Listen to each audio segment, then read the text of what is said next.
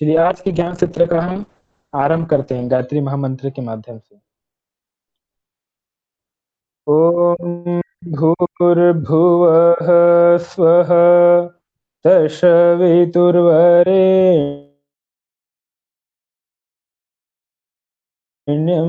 भर्गो देवस्य धीमहि धियो यो नः प्रचोदयात्। आज का हमारा विषय है वृत्तियों के प्रकार। चित्त वृत्तियों के कितने प्रकार हैं, कितने भेद हैं। महर्षि पतंजलि कह रहे हैं वृत्तयः पंचतयः क्लिष्टा अक्लिष्टाः। वृत्तियां 5 प्रकार की हैं, क्लिष्ट वृत्ति और अक्लिष्ट वृत्ति।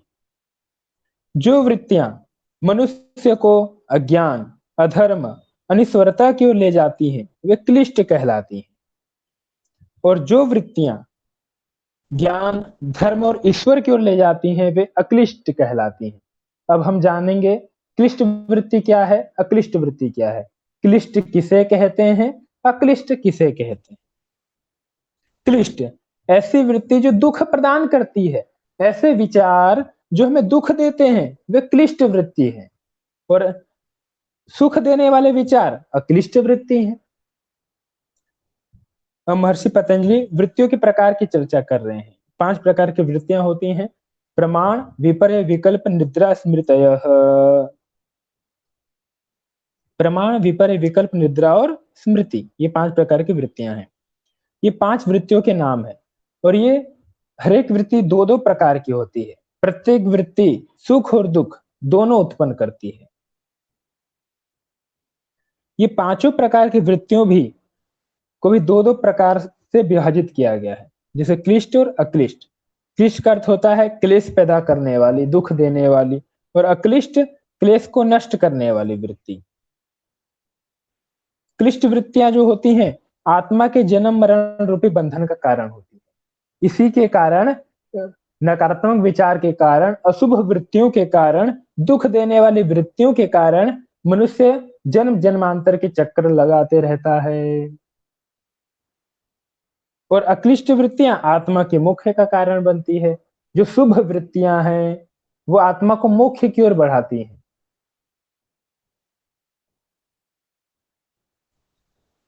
अब वृत्तियों के यहाँ प्रकार की चर्चा कर रहे हैं। प्रमाण, जो प्रमाण वृत्ति है ये भी 2 प्रकार की है, क्लिष्ट और अक्लिष्ट। उसी प्रकार विपर्य वृत्ति भी 2 प्रकार की है, क्लिष्ट और अक्लिष्ट। उसी प्रकार विकल्प भी क्लिष्ट अक्लिष्ट, निद्रा भी क्लिष्ट अक्लिष्ट, और स्मृति वृत्ति भी क्लिष्ट अक्लिष्ट। 2 प्रकार, क्लिष्ट और अक्लिष्ट।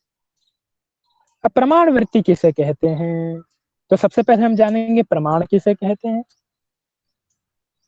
प्रत्यक्षानुमानागमाः प्रमाणानि। महर्षि पतंजलि स्वयं कह रहे हैं कि प्रत्यक्ष, अनुमान और आगम भेद वाली ये प्रमाण वृत्ति होती है। तो सबसे पहले आता है प्रत्यक्ष क्या है। प्रमाण 3 प्रकार के हो गए, प्रत्यक्ष, अनुमान और आगम। उससे भी पहले हम जान लेंगे प्रमाण किसे कहते हैं। तो यहाँ कह रहे हैं प्रमीयते अनेन इति प्रमाणम, अर्थात जिससे प्रमा का ज्ञान हो वो प्रमाण कहलाता है। मतलब जिससे यथार्थ ज्ञान की हमें प्राप्ति हो वो प्रमाण कहलाता है। प्रमा के साधन का नाम प्रमाण है। जिससे हमें वास्तविक ज्ञान प्राप्त हो रहा है उसे हम प्रमाण कहेंगे। तो प्रमाकरणम प्रमाणम, प्रमा ज्ञान के करण साधन को प्रमाण कहते हैं।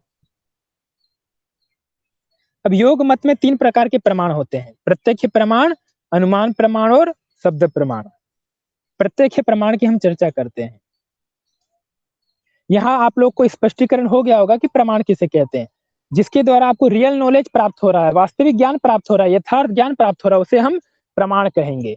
तो प्रमाण 3 प्रकार के हो गए, प्रत्यक्ष प्रमाण, अनुमान प्रमाण और आगम प्रमाण, जिसे शब्द प्रमाण भी कहते हैं। इन 3 के माध्यम से हमें रियल नॉलेज की प्राप्ति होती है, वास्तविक ज्ञान, यथार्थ ज्ञान प्राप्त होता है। प्रत्यक्ष के माध्यम से भी होता है, अनुमान के माध्यम से भी होता है, और शब्द के माध्यम से भी हमें यथार्थ ज्ञान की प्राप्ति होती है।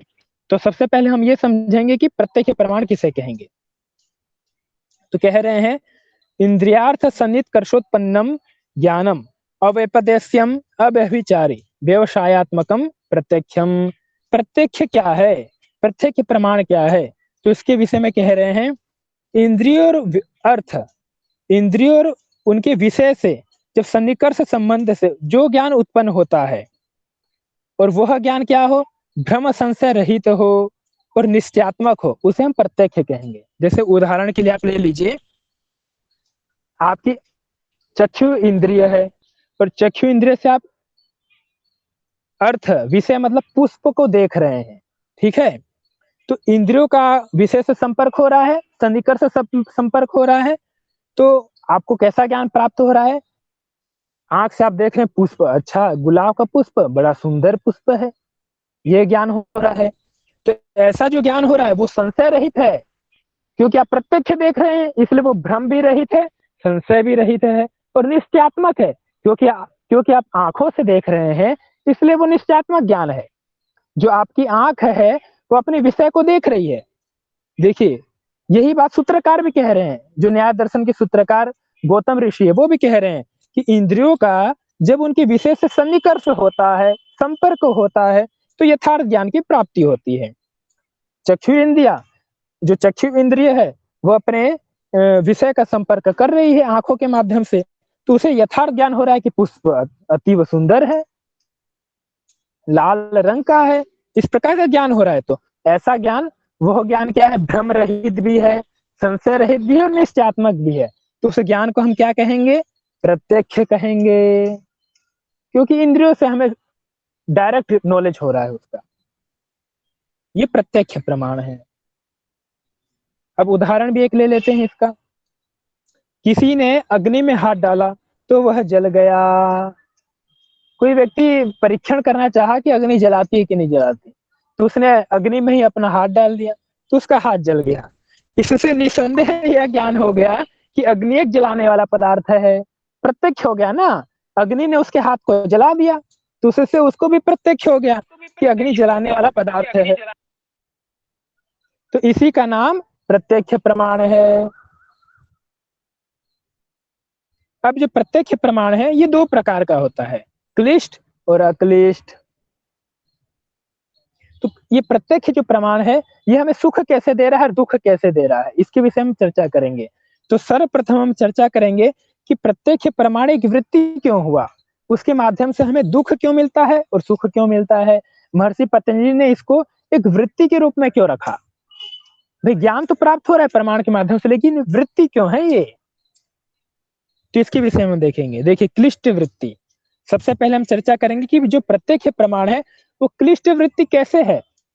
तो यहाँ कह रहे हैं एक व्यक्ति कड़वी कुनील की गोलियां खाकर दुख का अनुभव करता है, क्योंकि गोली जो है बहुत कड़वी है, तो व्यक्ति, लेकिन वो गोली व्यक्ति को स्वास्थ्य देगी ये तो प्रमाणित है, लेकिन वर्तमान में तो वो कुनील की गोलियां खा रहा है जिससे उसको बड़ा कष्ट हो रहा है, दुख हो रहा है। तो यही यह बात कह रहे हैं कि जो व्यक्ति कुनील की गोलियां खा रहा है तो कड़वी होने के कारण उसको दुख की अनुभूति हो रही है, कष्ट की अनुभूति हो रही है, उसके अंदर कष्ट उत्पन्न हो रहा है, दुख उत्पन्न हो रहा है। गोली जो है कड़वी होने के कारण, तो उसके अंदर जो दुख की उत्पत्ति हुई, जो कष्ट की उत्पत्ति हुई, वो जो वृत्ति है, वो जो विचार है, वो क्लिष्ट वृत्ति का कारण बन गया। इसलिए जो ये प्रमाण, प्रत्यक्ष प्रमाण वृत्ति है, तो उसके अंतर्गत जो ये क्लिष्ट वृत्ति है ये दुख का कारण बनी। अब हम अक्लिष्ट वृत्ति को लेते हैं जो सुख का कारण बनती है। उसी प्रकार एक व्यक्ति स्वादिष्ट भोजन खाकर सुख का अनुभव कर रहा है, जिस व्यक्ति को 56 भोग मिल जाए तो वो व्यक्ति तो सुख का अनुभव करेगा ही करेगा। तो यही बात यहाँ महर्षि पतंजलि कह रहे हैं कि एक व्यक्ति प्रत्यक्ष उसको 56 भोग मिल गए, बहुत अनेक प्रकार के स्वादिष्ट व्यंजन मिल गए, तो उन व्यंजनों को वो खा करके बहुत हर्ष हर्षित हो रहा है, आनंदित हो रहा है, सुख का अनुभव कर रहा है। तो उसके अंतर्गत, उसके अंतर मन में जो है सुख की अनुभूति हो रही है, जो उसके विचार हैं प्रसन्न विचार हैं, आनंदित विचार हैं, तो एक सकारात्मक ऊर्जा से ओतपोत विचार हैं। तो उसके अंदर उसके उसकी जो वृत्ति होगी वो कौन सी वृत्ति होगी, तो कहा वो अक्लिष्ट वृत्ति होगी। उसी प्रकार प्रमाण की चर्चा करते हैं। अब तक तो हमने प्रत्यक्ष प्रमाण की चर्चा की, अब अनुमान प्रमाण किसे कहते हैं? तो महर्षि पतंजलि कहे कि अनुमीतिकरणम अनुमानम परामर्शजन्यम ज्ञानम अनुमीति। अनुमान क्या है? तो कह रहे हैं अनुमीति के करण को अनुमान कहते हैं। जो अनुमान का जो सहायक है, जिससे हम अनुमान कर पा रहे हैं, अनुमिति के करण को अनुमान कह रहे हैं। और अगले चरण में कहा परामर्श से पैदा होने वाला ज्ञान अनुमिति है। जो दूसरे किसी व्यक्ति से हमें किसी ज्ञान का पता चल रहा है, वो अनुमिति है। और अनुमिति में जो सहायक है वो अनुमान है। जो अनुमान करने में हमारा सहायक हो रहा है वो अनुमान हो गया। तो इसलिए कहा अनुमिति के साधन को, अनुमिति के करण को, अनुमान करने के साधन को अनुमान कहते हैं। और जो दूसरे किसी व्यक्ति से जो हमें ज्ञान प्राप्त हो रहा है उसे अनुमिति कहेंगे। परामर्श से उत्पन्न होने वाला ज्ञान अनुमिति है।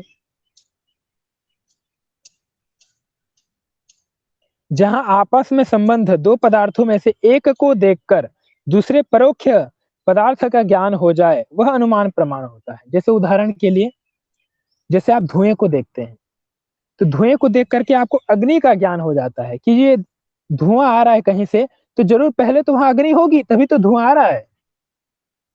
तो इस प्रकार का ये जो ज्ञान है यह अनुमान प्रमाण है। और एक उदाहरण ले लेते हैं, सड़क गीली है, आप किसी सड़क में जा रहे हैं तो सड़क गीली है, आपने सड़क को गीला देखा तो आप अनुमान लगा सकते हैं या तो बरसात हुई होगी या किसी ने पानी फेंका होगा जिसके कारण से सड़क गीली है। तो इस प्रकार का जो ज्ञान हमें प्राप्त हो रहा है यह अनुमान के माध्यम से प्राप्त होता है। अब जो अनुमान प्रमाण वृत्ति है ये दो प्रकार की होती है, क्लिष्ट और अक्लिष्ट। क्लिष्ट मतलब दुख देने वाली, क्लेश देने वाली, और अक्लिष्ट सुख देने वाली। ऐसी वृत्ति जिसके माध्यम से आप लोगों को सुख की प्राप्ति हो। तो क्लिष्ट का उदाहरण हम लेते हैं, एक कुत्ता हमें काटने के लिए तीव्र गति से दौड़ता हुआ आ रहा है। उदाहरण के लिए ले रहे हैं, एक कुत्ता दौड़ते हुए आ रहा है काटने के लिए, तो ऐसा अनुमान करके दुख का अनुभव होता है। तो यह क्लिष्ट अनुमान वृत्ति है। बाई चांस आप एक उदाहरण लीजिए, मोहन नाम का एक व्यक्ति है और उसको पता चल गया कि बहुत तीव्र गति से कुत्ता उसके पास आ रहा है उसको काटने के लिए। जब उसको ये बात पता चलेगी तो मोहन को बड़ा दुख होगा, भय होगा, कष्ट होगा। तो ये जो वृत्ति उसके अंदर जन्म ली, तो यही वृत्ति तो क्लिष्ट वृत्ति है। यही तो महर्षि पतंजलि आपको समझाना चाह रहे हैं कि क्लिष्ट वृत्ति क्या है। जिस वृत्ति के माध्यम से, जिस विचार के माध्यम से आपको दुख की प्राप्ति हो, क्लेश की प्राप्ति हो, कष्ट की प्राप्ति हो, दुख अनुभव हो, वो क्लिष्ट वृत्ति है। और अक्लिष्ट का उदाहरण बता रहे हैं, सामने एक व्यक्ति दिख रहा है जो हमें कुछ पुरस्कार देने वाला है, तो ऐसा अनुमान करके सुख का अनुभव होता है। ये अक्लिष्ट अनुमान वृत्ति का उदाहरण है। जैसे उदाहरण के आप ले लीजिए, राम को पता चला कि उसको पुरस्कार मिलने वाला है, ऐसा उसको अनुमान लगा कि मुझे पुरस्कार मिलने वाला है, बड़े मंच से मुझे सम्मानित किया जाएगा। तो ऐसा अनुमान करके उसको अनेक प्रकार का सुख का अनुभव होने लगा, हर्ष का अनुभव होने लगा, प्रसन्नता की अनुभूति होने लगी। तो उसके अंदर एक सकारात्मक ऊर्जा की अनुभूति हुई, एक सकारात्मक वातावरण बना। तो यह अक्लिष्ट अनुमान प्रमाण वृत्ति हो गई। इसको ऐसा भी आप ले सकते हैं, राम को पता चला कि मोहन के माध्यम से मोहन राम को पुरस्कृत करने वाला है, ऐसा किसी के माध्यम से राम को पता चल गया, तो उसको प्रसन्नता हो गई। तो जो प्रसन्नता हुई, जो आनंद की अनुभूति हुई, वही अक्लिष्ट अनुमान प्रमाण वृत्ति है। अब शब्द प्रमाण वृत्ति, आप्तोपदेश शब्द। शब्द क्या है?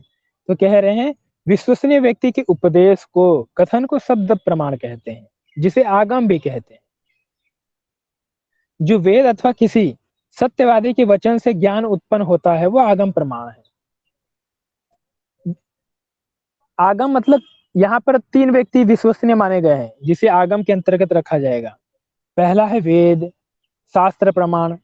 दूसरा है विश्वसनीय व्यक्ति का कथन। वेद, विश्वसनीय व्यक्ति का कथन और शास्त्र प्रमाण, इस प्रकार से उसे आगम कहते हैं। तीन यहाँ आ जाएंगे, वेद, विश्वसनीय व्यक्ति के कथन और शास्त्र। जो कह रहे हैं वही सत्य है, ये आगम के अंतर्गत आ जाते हैं। अब शब्द प्रमाण वृत्ति के उदाहरण हैं, जैसे कि आप ले लीजिए सत्यमेव जयते, सत्य की ही जीत होती है, ये अटल निश्चित सत्य है। किसी एक व्यक्ति ने कहा कि आप व्यक्ति ने कहा कि ब्रह्मचर्य का पालन तथा व्यायाम करने से शारीरिक शक्ति बढ़ती है, यह आगम प्रमाण है। किसी व्यक्ति ने कहा, विश्वसनीय व्यक्ति ने कहा, इसलिए हम इस बात को मान लेंगे। ऐसा तो हम नहीं मानते, लेकिन एक विश्वसनीय व्यक्ति ने कहा है तो वो व्यक्ति क्या कहलाएगा? आगम। उसको हम आगम कहेंगे। आगम किसे कहेंगे? वेद को हम आगम कहेंगे, विश्वसनीय व्यक्ति के कथन को हम आगम कहेंगे, और शास्त्र यदि कुछ बता रहे हैं तो उसे हम आगम कहेंगे। तो यहाँ विश्वसनीय व्यक्ति कह रहा है कि ब्रह्मचर्य के पालन से शरीर बल की वृद्धि होती है, शारीरिक शक्ति की वृद्धि होती है, तो यह आगम प्रमाण हो गया। अभी आगम प्रमाण हमें दुख कैसे देता है और सुख कैसे देता है, इसकी हम चर्चा करते हैं। उदाहरण के लिए ले लीजिए, आगम प्रमाण हमें दुख कैसे प्रदान करता है, इसके विषय में कह रहे हैं। वेद में किसी को यह पढ़कर दुख हुआ कि जो लोग पाप करते हैं उन्हें पशु पक्षी आदि योनियों में अपने पापों का दंड दुख के रूप में भोगना पड़ता है। किसी व्यक्ति को पता चल गया वेद में पढ़कर कि जो व्यक्ति पाप करते हैं उन्हें पशु पक्षी के रूप में अनेक प्रकार की योनियों में पापों का दंड मिलता है। ऐसा जान करके उस व्यक्ति को बड़ा दुख हुआ, बहुत कष्ट हुआ। तो अब उसने विचार किया कि अब मैं पाप नहीं करूंगा। तो जो उसको कष्ट हो रहा है, तो जो उसे दुख हो रहा है, ये आगम क्लिष्ट वृत्ति के अंतर्गत आ जाएगा। अब आगम जो है अक्लिष्ट वृत्ति, आगम अक्लिष्ट वृत्ति में आएगा कि आपको पता चल गया कि वेदों को पढ़ने से मुक्ति की प्राप्ति होती है, तो इससे आपके अंदर एक प्रसन्नता की अनुभूति होगी, एक हर्ष की अनुभूति होगी। तो वो हो गया शब्द प्रमाण वृत्ति के अक्लिष्ट उदाहरण, जिसके माध्यम से आपको सुख की अनुभूति हो रही है, हर्ष की अनुभूति है कि आप वेद को पढ़ रहे हैं तो आपको हर एक समस्याओं का समाधान मिल रहा है, आप मुक्ति की ओर अग्रसर हो रहे हैं। तो इससे आपके अंदर एक सकारात्मक ऊर्जा बढ़ रही है।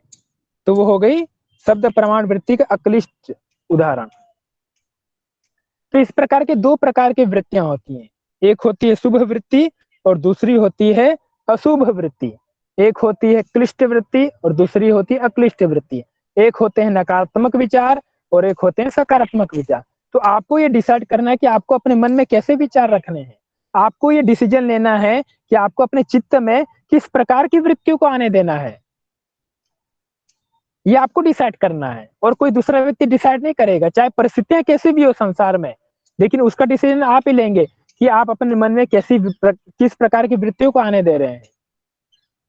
जिस प्रकार की वृत्तियां आएंगी, जिस प्रकार के विचार आएंगे, उस प्रकार के आपके कर्म होंगे, उस प्रकार के संस्कार होंगे, और वैसा आपका व्यक्तित्व होगा, उसी प्रकार का आपका आचरण होगा। तो इसलिए तो महर्षि पतंजलि कह रहे हैं यदि आपको मुक्ति प्राप्त करनी है तो अक्लिष्ट वृत्तियों को अपने अंदर आने देना है। ऐसी वृत्तियों को आने देना है जो आपको सुख प्रदान करें, ऐसी वृत्तियां जो आपको मोक्ष की ओर ले जाएं, ऐसी वृत्तियां जो आपके अंदर प्रकाश उत्पन्न करें, ऐसी वृत्तियों को आपको आने देना है। जो क्लिष्ट वृत्तियां हैं, जो दुख प्रदान करने वाली वृत्तियां हैं, उनको आने नहीं देना है, उन वृत्तियों का आपको निरोध करना है। ठीक है, तो इसलिए तो कहा कि जो दुख देने वाली वृत्ति है, जो अशुभ वृत्ति है, जो नकारात्मक वृत्ति है, जो नकारात्मक विचार हैं, उनको हमें वहीं रोक देना है, उनको मन में आने ही नहीं देना है, और शुभ वृत्तियों का उदय करना है। तो इससे क्या होगा, यदि नकारात्मक वृत्ति आएंगे नहीं तो वैसे हमारे संस्कार उत्पन्न होंगे ही नहीं, क्योंकि हम जन्म जन्मांतरों के योनियों से आ रहे हैं, तो हमारे अंदर कौन से संस्कार है ये तो हम भी नहीं जानते। और जैसे वृत्तियां आती हैं वैसे हमारे संस्कार उत्पन्न हो जाते हैं, फिर वैसे हम कर्म करने लगते हैं। तो महर्षि पतंजलि बहुत दिव्य दृष्टि वाले व्यक्ति थे, इसलिए उन्होंने डायरेक्ट वृत्ति के निरोध की ही बात कर दी। कहा आप अपनी वृत्तियों को रोक लो। यदि आप अपनी वृत्तियों को रोक लेते हो, अपने विचारों पर नियंत्रण प्राप्त कर लेते हो, तो सहज वो योग आपके अंदर घटित होने लगेगा, वो योग आपके अंदर अवतरित होने लगेगा, वो वह योग जो है स्वतः आप में स्फुरित होने लगेगा, प्रकट होने लगेगा। क्योंकि ये सब वृत्तियों का तो खेल है, विचारों का तो खेल है, जिससे ये संसार है। और यदि आप वृत्ति का निरोध कर ले रहे हैं, विचारों का निरोध कर ले रहे हैं, मन में चित्त में किसी प्रकार की वृत्ति का उदय ही होने नहीं दे रहे हैं, चित्त वृत्ति निरोध कर ले रहे हैं, तो यही आपका योग घटित हो गया, योग सिद्ध होने लग गया। उसी में ही सब कुछ प्राप्त हो जाएगा। तो सोचिए कितनी, मतलब महर्षि पतंजलि ने योग की परिभाषा कितनी प्रामाणिक और कितनी सैद्धांतिक दी है और कितनी वैज्ञानिक दी है।